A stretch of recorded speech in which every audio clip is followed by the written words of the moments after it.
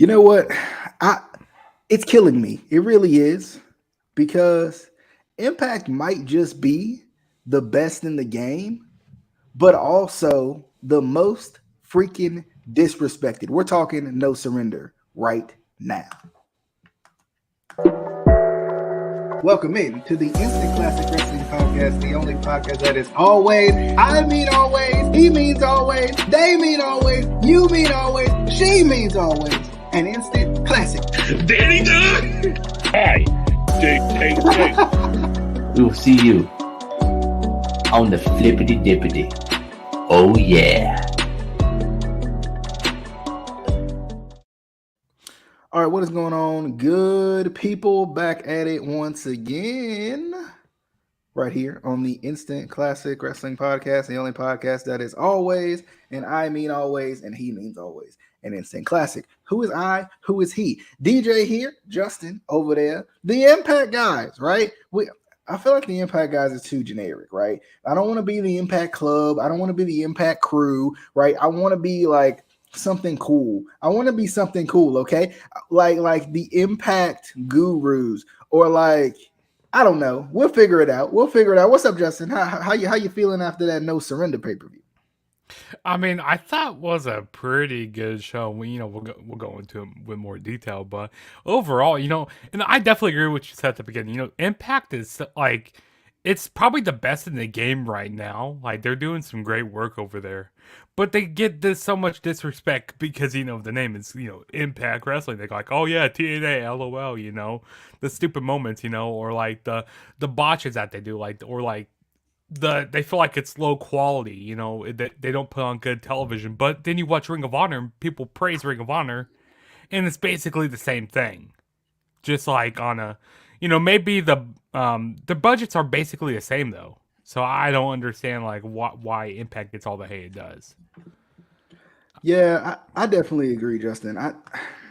It frustrates me to no end, bro. It frustrates me to no end. Like, explain to me, what is Impact doing what is the Impact doing wrong that AEW is not and the WWE is not? Like, that's what I want to know. I want to know, what is Impact doing that people just for some reason don't like when AEW does far dumber programming, and so does WWE, right? Like, and the Forbidden Door, Impact has knocked it out of the park every time. The only time I felt like Impact didn't really knock it out of the park with the Forbidden Door, and the bad part about it is it was still good, was when Kenny came over, right? Because they basically buried themselves to put Kenny over, right? But my issue is, my issue is with the Forbidden Door is I think they've done a great job with it, but I think at the same time, I think they screwed themselves when they brought Kenny over. But they've also, I mean, friggin' AEW hasn't done that good with the Forbidden Door, right? Impact does everything that every wrestling fan wants to see, but because they're on Access TV, and oh my gosh, I can't find them, and they put their pay-per-views on Fight, like, that's why we're not gonna like them. Oh, but they used to be TNA, and you know what that means. That was a joke to AEW too. Like, are you freaking kidding me? Are you like Impact? And like, that's the thing. Like, I think about all the things that we cry about. Like, Impact does dumb stuff too. Don't get me wrong. They do stupid weddings. They do stupid storylines. Ethan Page had his heart ripped out to write him off TV. I get it. They do stupid things. But I think I enjoy Impact's stupid stuff far more than I enjoy anybody else's. Right. I don't get it, Justin. I don't understand it. It boggles my mind, because every time I sit there and I watch Impact, every time I sit here, Justin, and I watch Impact, every time I sit here, everyone else, and I watch Impact, right? I feel like, dang, I want to watch next week every single time. They get me every single time, Justin. Yeah, I feel the same way. It's like they know how to write television and stuff, and they know how to like write compelling stories and stuff. I mean, yeah, some of the stories are pretty wonky, like the one when Ethan Page got his heart ripped out, to write him off TV, or when they had that whole wedding with Rosemary and Johnny. Was it Johnny? Johnny was it? It wasn't Johnny Swinger. Not Johnny Swinger. It was It Johnny was when Bravo. it It was was Bravo. when Bravo got shot, right? Yeah, yeah, Bravo got shot. Yeah, so that I mean they do some wonky storylines, but it's like every wrestling company does that. Yeah. And like you said, I think Impact has done the best with the Forbidden Door. Bringing in a whole bunch of Ring of Honor guys, and bringing in different world champions from different promotions. They really kicked down the door. If you need to talk about the Forbidden Door, you need to talk about Impact, what they've been doing. And I think too, and I think this is what frustrates me because I think the main culprit of a lot of the hate around Impact and the continued hate around Impact is probably on Jim Cornette's shoulders, right? And Jim Cornette says a lot of things that I either agree with or I don't agree with. But my thing is, at the end of the day, if Impact is so bad, if AEW is so bad, if WWE is so bad, if NWA is so bad, why don't you start your own promotion? It seems to be simple to do at this point. Friggin' EC3 Yeah, and EC3 started his own promotion. Braun, Adam Shear, whatever, have their own friggin' promotion. So Jim, since you know what we want to see, right? Since you know what we want to see, why not start your own promotion and show us? Show us that wrestling knowledge. Bring back the Mid-South. I don't know. That's just how I feel about it. Like, and I love Jim Cornette. Like, I mean, I think he says a lot of great things, but I think at the same time, like, Impact gets the short end of the stick on a lot of people, and I'm like, why? Why? Like, why? Like, I don't get it. Why is Impact getting the short end of the stick when it comes to doing things right? They're not perfect by any means, but no wrestling company is. But I'm sitting here. You want a company that's gonna build to the next week. Impact does it better than anybody. I mean, Impact's not in the biggest arenas, but the freaking video packages are ridiculous. The video packages are amazing. Impact is one of the best in the game, if not the best in the game when it comes to video packages. Like, why they don't do them before every match, I'll never understand, because it would really keep people interested, I think. But like, my thing is, like, I just don't know, what are people expecting more? What do people want more of from Impact? What is it? What is it? What's the hate? I don't get it. But anyway, enough of that. Let's jump into the show. No Surrender. My overall thoughts on No Surrender, easy for me to say. I thought it was good. It was enjoyable. I liked it, and I'm not mad at this show, but I feel like Impact does this consistently. Like, they have their little technical issues, right? Especially with their live shows, for some reason they're gonna have them. But if you can get past that and get past the fact that they're in a small arena, they're fine. My issue with Impact right now is I feel like for some reason, I don't know what it is. I don't know if it's the investors who invest in the company and won't put enough money in the company so they can either be in a bigger arena or feel like they're in a bigger arena, get them on a bigger network, because I think they're worth more than what's being presented. Like, my biggest thing is, I've seen, and I'm a church going person, right? I've seen plenty of small churches make themselves look huge by how you shoot the show, right? And I get it. The hard camera, you got to keep the hard camera. That's cool, right? But like, we talked about it before with production and plenty of different senses. Don't make yourself look small, right? Like, you can manipulate the camera to make everything look far bigger than what it is. And I think that's my issue with Impact, is like, I'm watching Impact and I'm sitting here and I'm like, okay, I enjoy you, but why are you making yourself look like you're second budget when really, when you look at the talent in the ring, you got the best talent in the world? I don't get it. What's your overall thoughts on No Surrender, Justin? Yeah, overall, I thought it was a really good show, and I think I say it's like every time on every Impact review we do, but like, I like how these specials are like, I don't want to call them premium live events, but that's kind of what they are. Like, premium live events, premium live events, brother. It's trending. It's going places. No, but I definitely think that I like how they build on a week to week basis. With these specials and stuff. Because before, when they first started doing specials, they really had no like build to the week to week special. I mean, week to week impacts.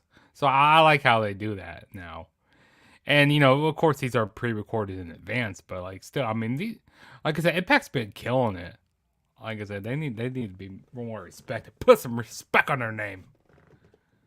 Put some respect on TNA's name or I Impact agree. Wrestling. They need some respect. Like I mean, Mm-hmm. just a little bit, just a little. You know what I mean? Like just a little bit. Just a Like little come bit, on, RESPECT. Come on, like uh-huh.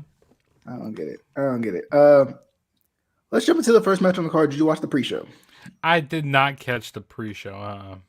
Okay, so let's jump into instead of the pre-show, let's jump into Jake Something versus Ace Austin versus Chris Bay versus Mike Bailey, a four-way match where the winner becomes the number one contender for the X Division Championship. I'm gonna let you go first on this one. In a match I felt like was pretty impressive, to put it shortly for me.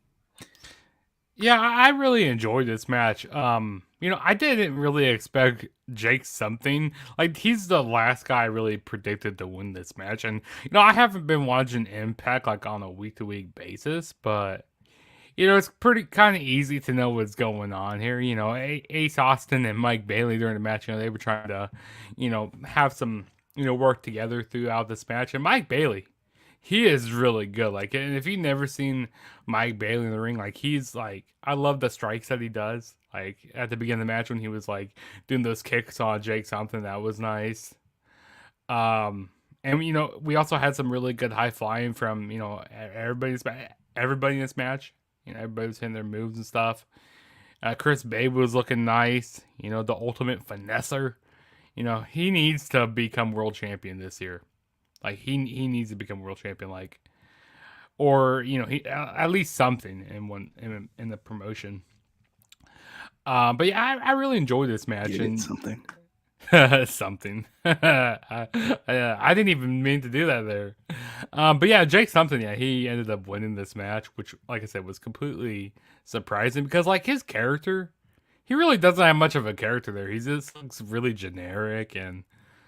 And I understand, they wanted to go away from the name, Cousin Jake and stuff, but, like, come on, can't they do something better with him?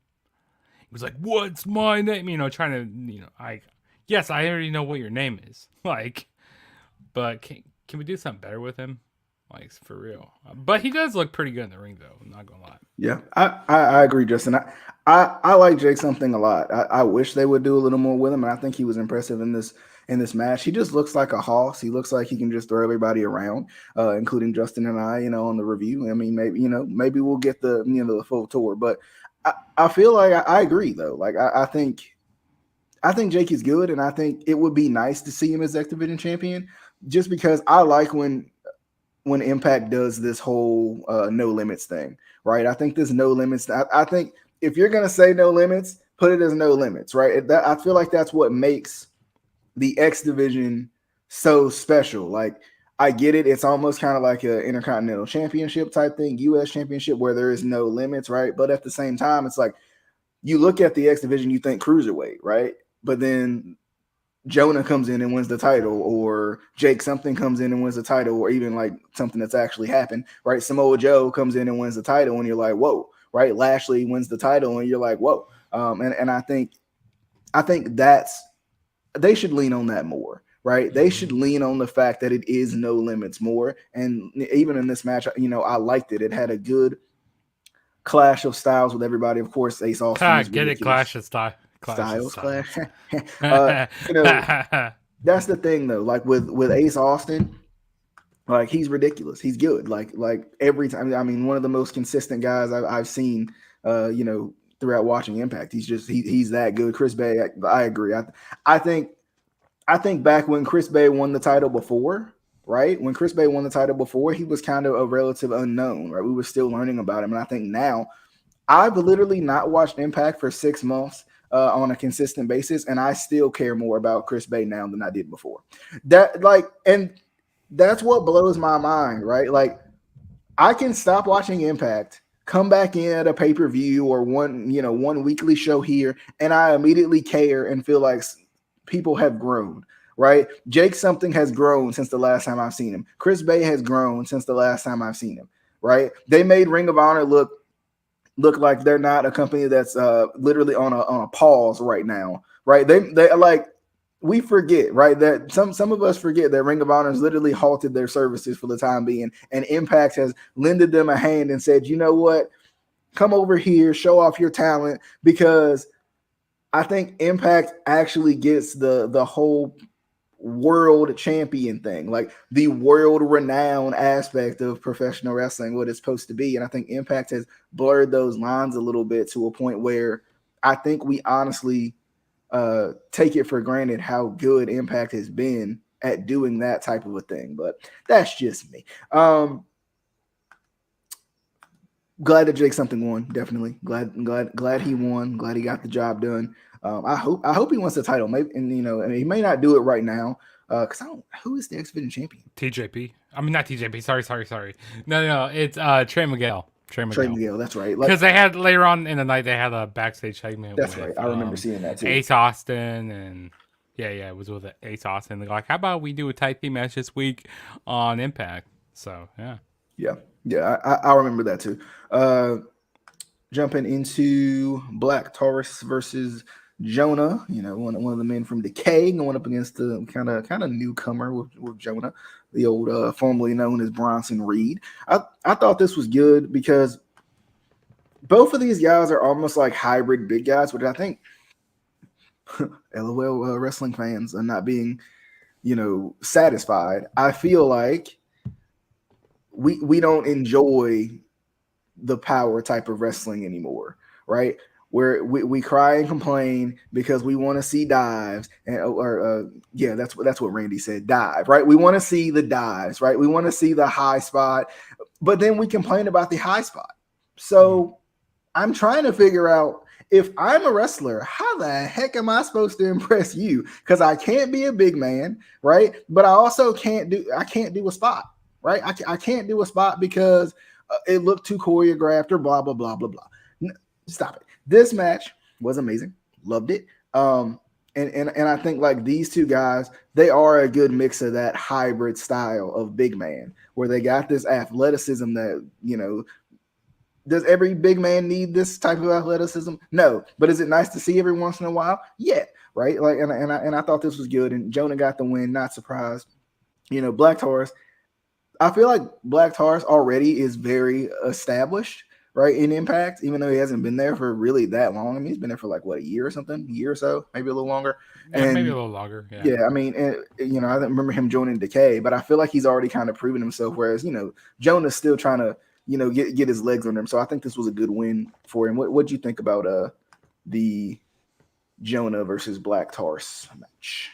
Yeah, I thought this was a really good match here. Like, the two different styles, and even Black Taurus, he is a big guy, but he could still fly around in the ring. Like, he could do all these flippity dippity stuff that we like to see, And even Jonah, he can go pretty good in the ring also. And I see a lot of similarities with Jonah and like Bam Bam Bigelow, and especially with his attire and stuff. I think that's where he got his inspiration from. It was from Bam Bam Bigelow, because he can high fly as well. Also, Jonah can, and it was a good match. It was a big hoss fight here, which I enjoyed it. I think it was right to have Jonah go over here, and I wonder what's going to be next in store for Jonah. Like, I wouldn't mind seeing him going after like the world championship, because going up against like Moose and like having another big hoss fight, because they've been having a lot of these lately, which I like the way that they're going with this. And Black Taurus, he's been pretty solid as well, and he kind of reminds me of like a better Luchasaurus, in my opinion. Like a better high-flying Luchasaurus. I've actually like seen that. Luchasaurus and Black Taurus. That'd be good. You got a bull, and then you got you got a dinosaur. Yeah. Let's see that happen. Like we had the WLC match before, in WWE, but instead you got a bull, and then you got a dinosaur. Bull Dempsey? All right, moving on. Bull Dempsey. Bull. I think Bull Dempsey was really screwed. Just gonna throw that out there. Eric Young versus Jay White, leader versus leader. Eric Young, the leader of Violent by Design, and then you got Jay White, the leader of the Bullet Club. Um, really, really fun match. I felt like Eric Young's just a pro. The dude's just a pro.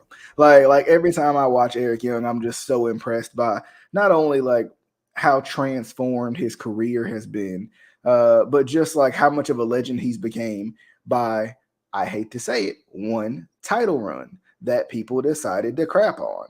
Right, like that one title run back when he was the lovable underdog, and people wanted to say, "Oh, they're copying WWE." Right, like everybody wanted to say that Impact was copying WWE. Well, if they did, they skyrocketed a friggin' career off of it, and shout out to them. I'm so freaking glad, bro, that he won that title, because it changes the way you look at Eric Young. Titles mean something. They just do. When you win the title at the right time, it means something, right? It can turn out to be literally nothing. But when you win the title, I feel like it means something, and Impact did a great job with that.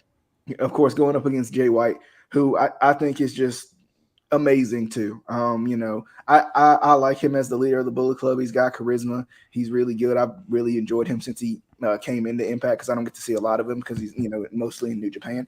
But I really felt like he had a good match here too, and a good worker to work with in EY, and I definitely I just like this match. It was good. Glad Jay White got the win. EY doesn't have anything left to prove, but at the same time, I would love to see EY and Violent by Design like literally take over the company and win all the titles. That's just me. I just like when stables take over the company and win all the titles. It's fun. Justin, what was your thoughts on Jay White's victory over Eric Young? Yeah, I thought this was a really good match here. Like I said, you got leader versus leader, Violent by Design, and Bullet Club here. I mean, this was some good stuff, and Eric Young, he needs to get more like respect and stuff, because he's probably one of the best wrestlers in like the North American wrestling scene right now. I mean, minus WWE, like they didn't really treat him well in WWE. Like he really got screwed over there, but like everywhere else, like when he wrestled in the Indies and in Impact and stuff, like he's one of the best, and he needs more respect. And then of course Jay White, you already know that he's a great wrestler. He's had some great matches.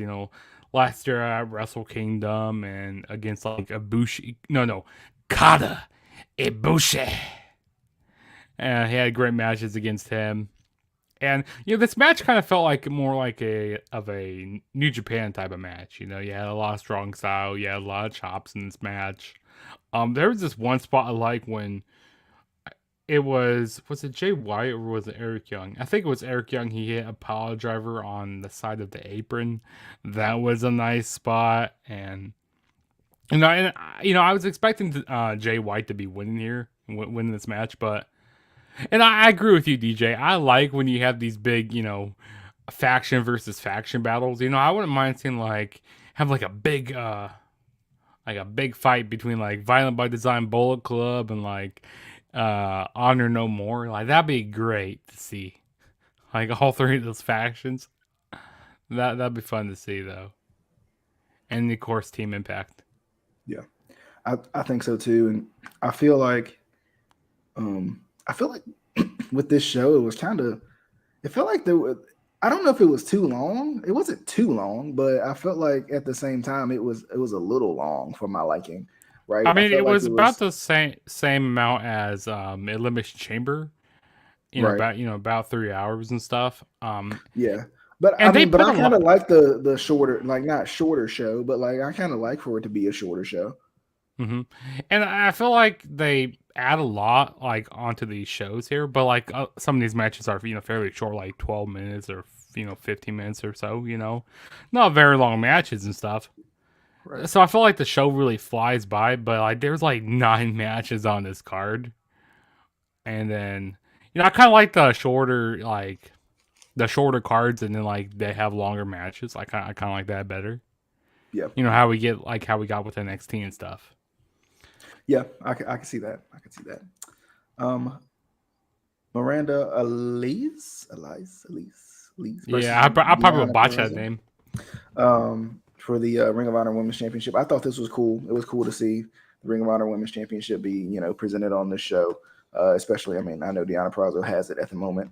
And that was cool. And I think Deanna Prazo is so good. I think it gives her something to do. Um, you know, instead of being around, the Impact title picture, and it kind of does a little cross brand, and you can have a lot of fun with that, I think. And I think that's a good thing. And I think this match ended up being good, and Deanna is really good, and I think it also like it puts other people on display. Some of Ring of Honor's women. I have been a little bit harsh on the women's division of Ring of Honor, but I think rightfully so at times. But I think you know having them go up against some of the Impact women too, I think does allow for some build up, right?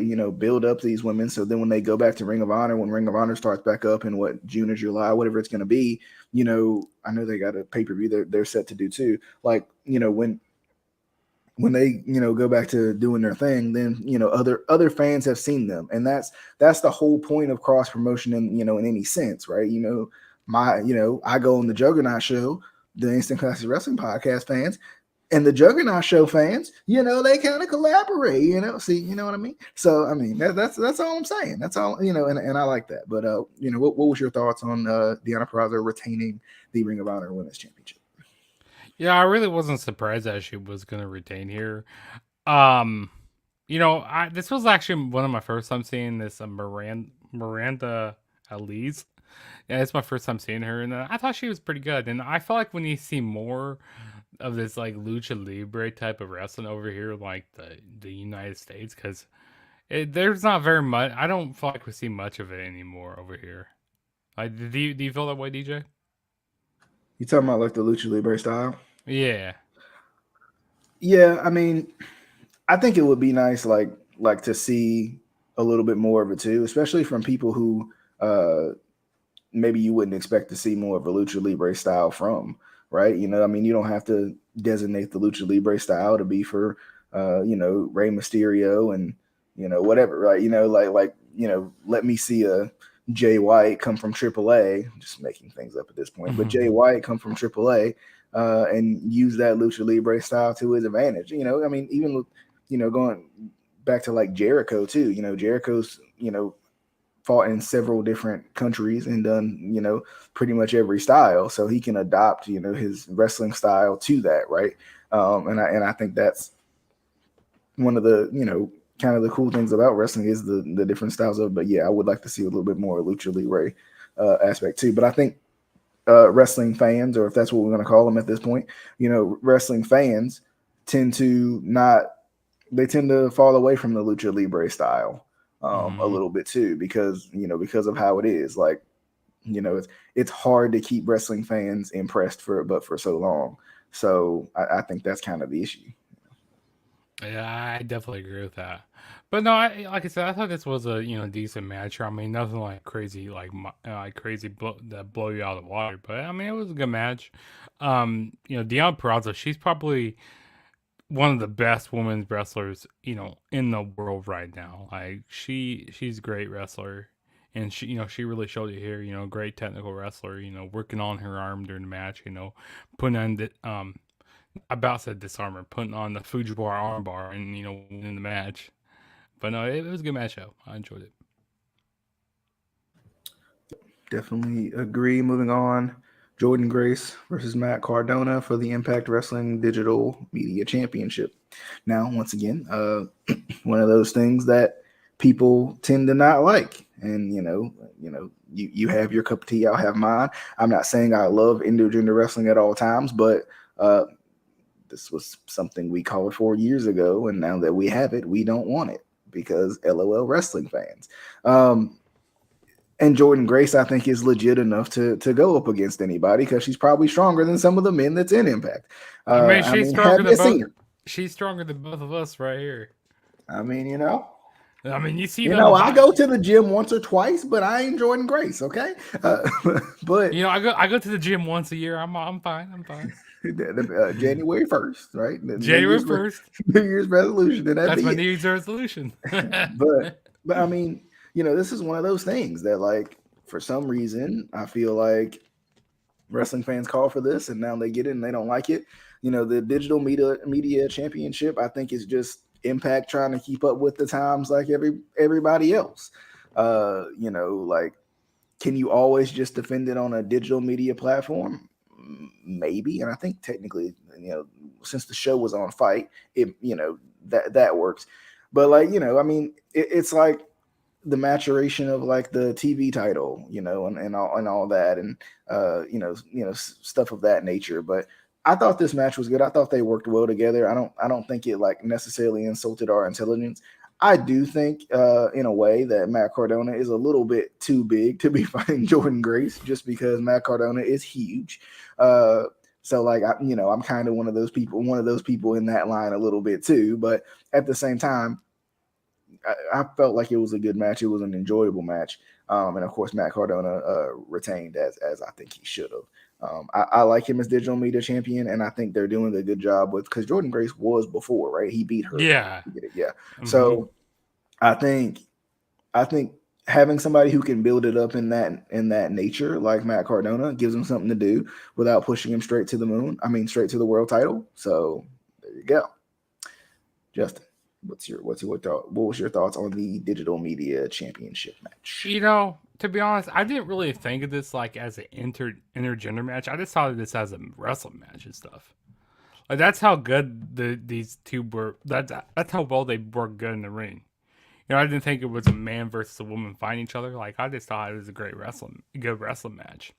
And I liked the story that they were playing here, because like in the first match I had, Matt Cardona, he was hesitant, to, actually put his hands on Jordan Grace. But Jordan Grace, she was like, come on. She goes like, hit me. So in that first match, he was very hesitant. And, at the end of the match, that's when he started, doing more heel tactics and did his heel turn. And in this match, you could see him, being more of that cocky heel, bringing out the steel chair. And, I just like how this match was. And they both work very well in the ring together. And I even like the ending of it. Like, and I'm not the biggest fan of DQ finishes, but it made sense what they did here.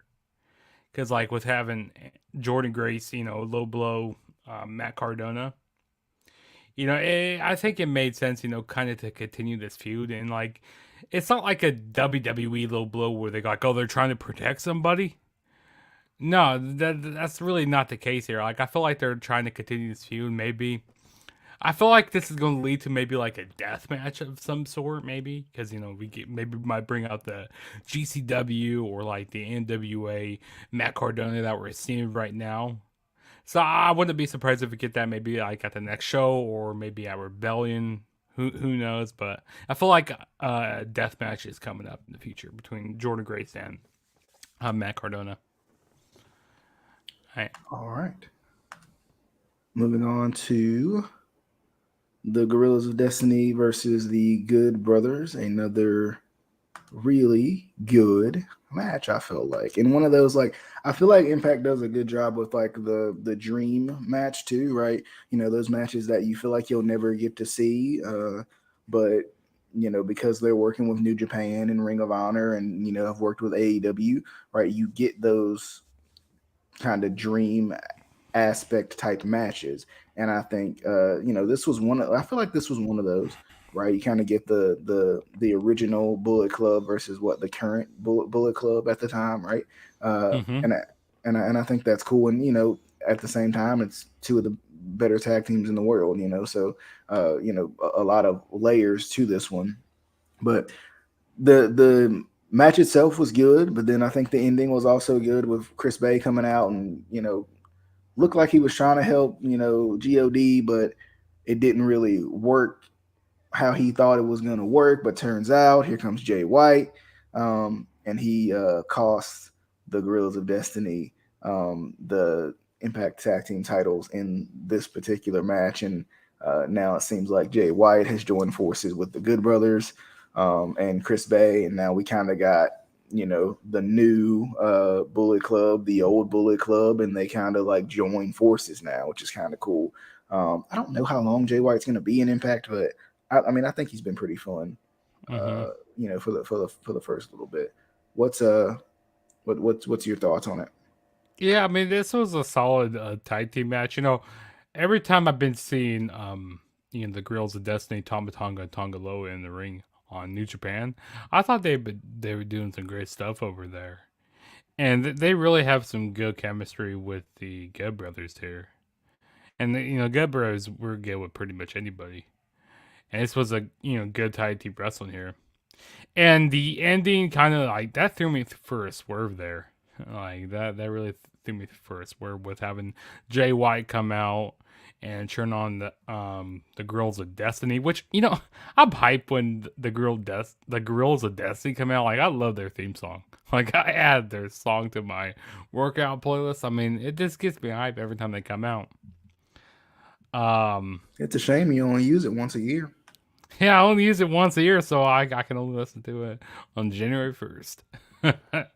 um, no, but no, this was a good match here, and like I said, the ending was pretty good here. So, and like I said, we got like DJ said, we got the new Bullet Club and the old Bullet Club like coming together, and I wonder if we're gonna get the whole thing, and of course, we got a whole bunch of Bullet Club guys over in AEW. So I'm wondering what's gonna happen. Like, if we're gonna get like a big faction versus faction battle over in like AEW, like whenever Kenny Omega comes back.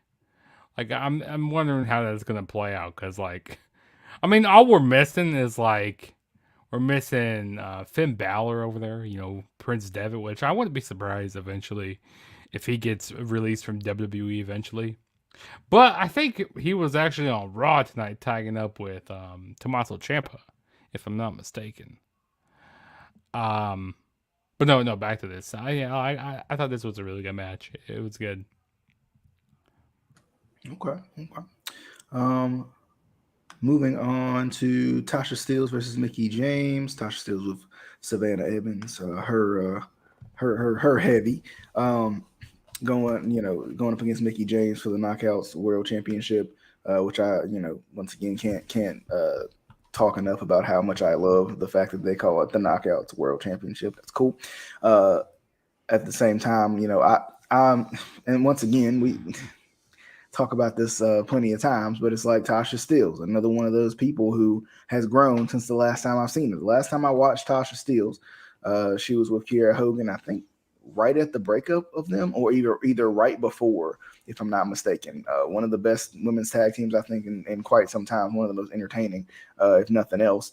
And now with her, kind of being on her own, kind of showing, once again showing herself a little bit too, and the fact that I think she's allowed to be natural too, and kind of be naturally herself, I think helps a lot too. I still think she's growing a little bit, right? I think she still, I think she's good on the mic, but still has room to improve on the mic, like in terms of just her delivery and stuff. But I think at the same time, I think she's good, and I enjoy her in the ring too. She's a good heel. She feels like she's full of herself, which I think is the makings of a good heel. And kind of the personal jabs at Mickey James and stuff like that, because Mickey James is respected and all that. I like it. This match was good. Didn't it was Chelsea Green that helped in this match, right? Yeah, Chelsea Green came out and helped Mickey James at the end there. Yeah. Which So that ending kind of seemed like a little bit heelish from like Mickey James and Chelsea Green, because they're like why would she be needing help? But I guess to even out the odds and stuff.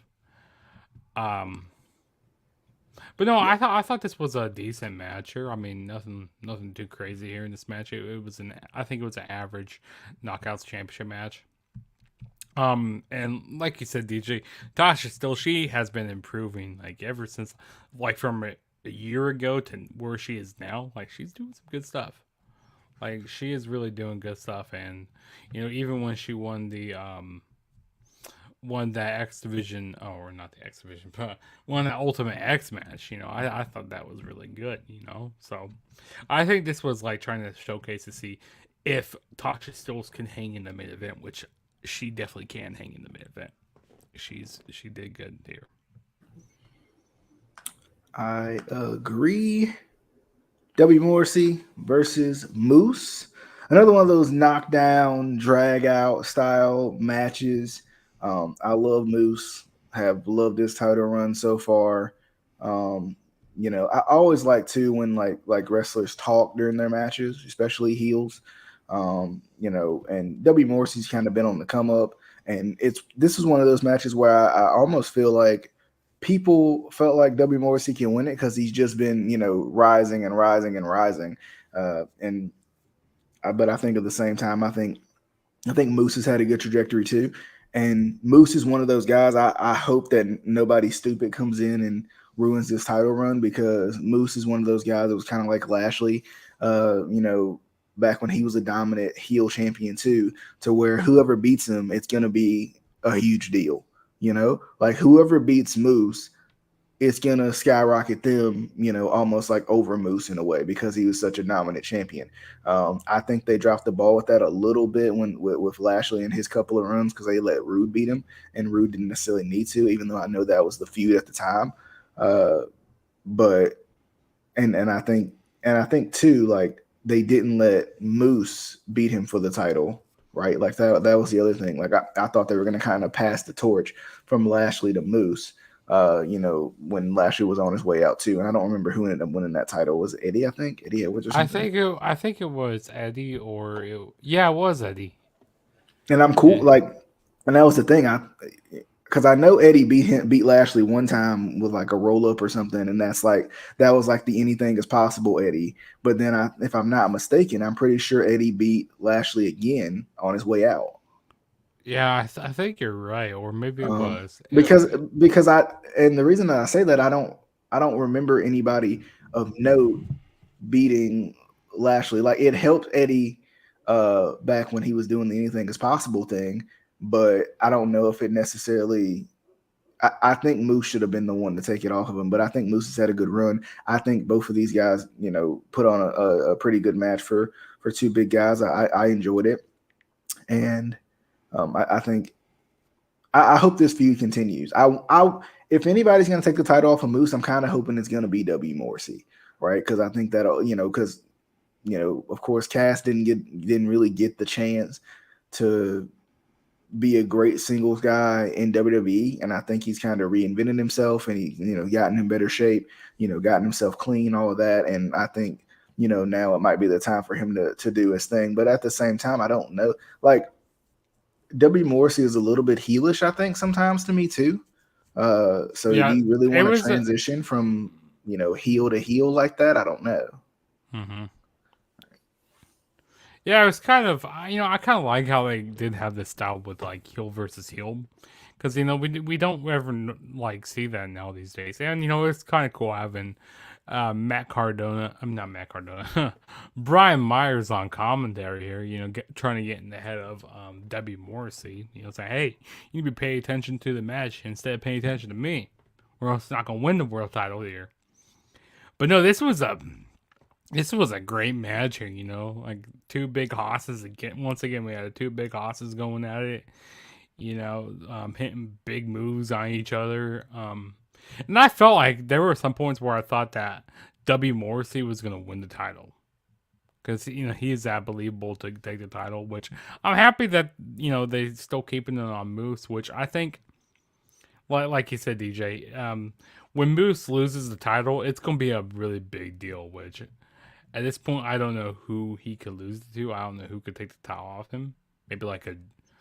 Maybe eventually like a Jonah, or maybe like a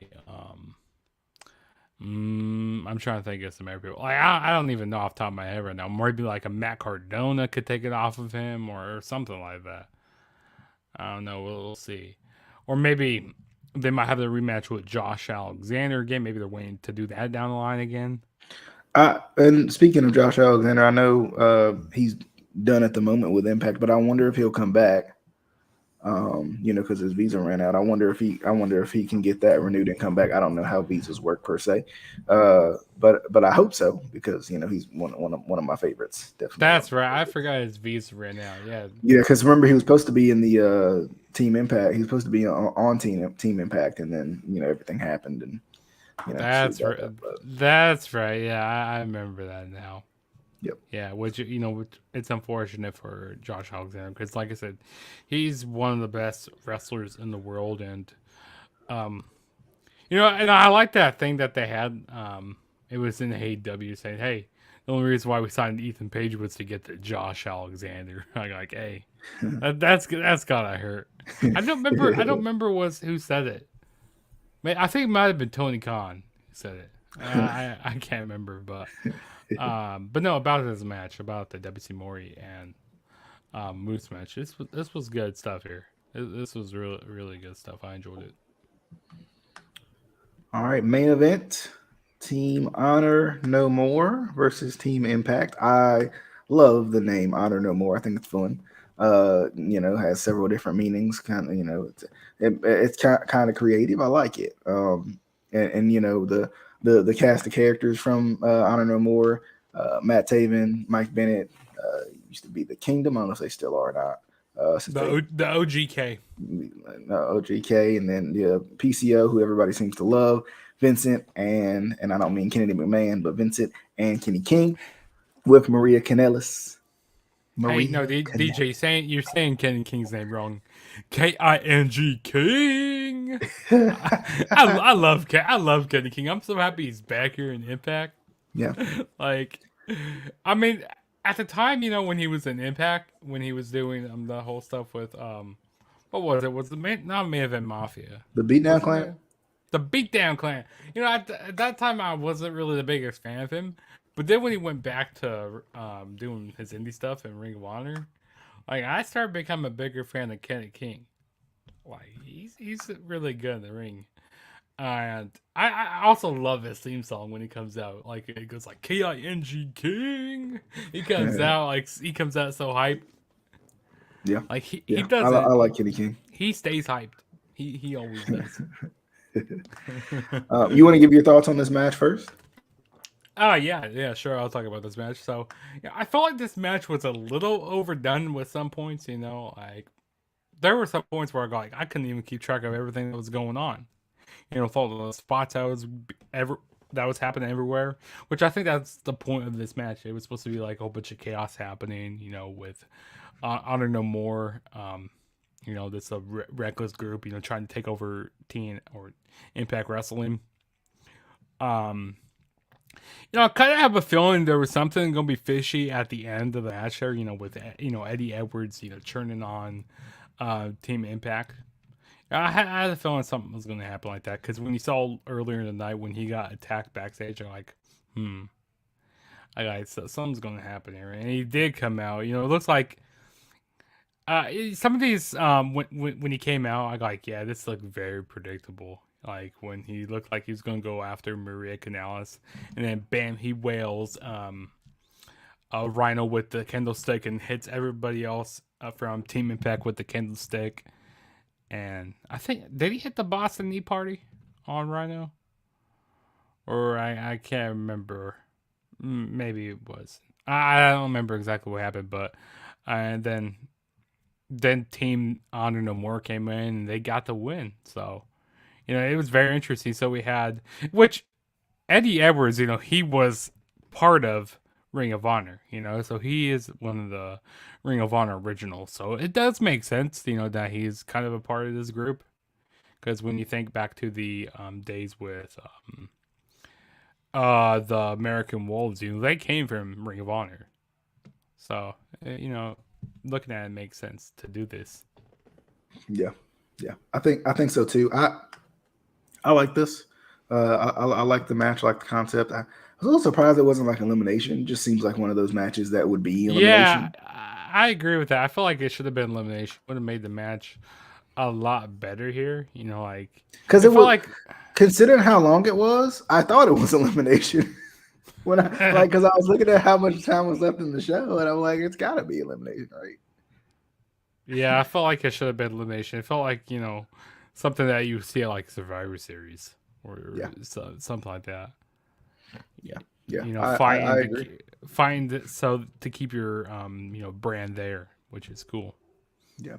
The turn from Eddie, I thought was good. I'm not gonna say it was necessarily predictable. I didn't know it was gonna happen because I went on Instagram after the show because you just log on Instagram, and I saw Eddie Edwards did some dastardly thing, but Team Honor No More, Team Honor No More won the match or whatever. But I didn't put two and two together to know that he had turned on Team Impact. Why?